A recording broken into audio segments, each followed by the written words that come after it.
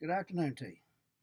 Well, this is old Ted McCoy again, and it's there at about the middle of June. And I guess you see here that the garden's coming in enough quantity that we're going to have to start preserving it. But first, I'm going to go over saying something I observed this last week. I was at the grocery store the other day, and I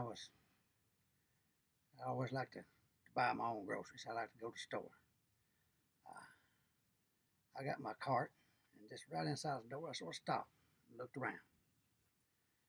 It was well lighted, warm, well stocked, with just about everything you ever want, and it's very busy. It just hit me how different it is nowadays than what it used to be just a few years ago. And most of what we ate, we sort of procured it for ourselves, one way or the other. And I know not many people want to go back to those days. It's just as well we don't, because people nowadays don't have the will or the skill to do that anymore. Now, whose fault is this? Well, all of us' fault. We're all guilty. Because each generation, we want it easier for our kids than what we had it. Now, sometimes what you lose in doing this is more than what you gain. Doesn't equal out.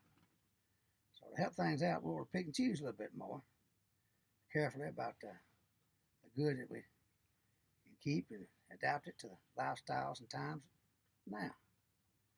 Now, my wonderful wife and I have been trying to do this all of our lives.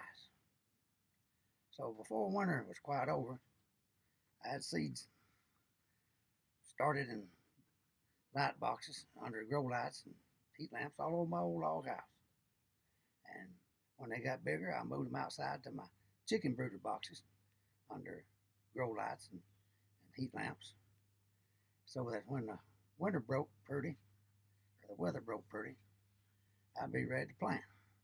I try to get the earliest jump that I can, and I had the ground all tilled up and put manure on it as fast as the cows and chickens could provide it. And so last fall I put out 54 bales of hay lined up in rows, and so they began to decay and been saturated by the rain. So I grow all my tomatoes on hay bales. It cuts my water in half, and rotten hay bales feeds the plants. And weed control ain't no problem. So I got my garden all set up. A tall fence for critter control. Water line here provides irrigation and produce cleanup. And I got a shed for shade over my head and a stool to sit on. And believe me, that last item was a stroke of genius. As you see, I use it quite often.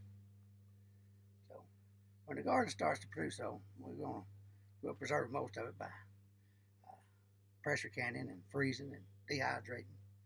And as you see today, we're going to start on early green beans. Now we're going to put up hundreds of jars and freezer bags of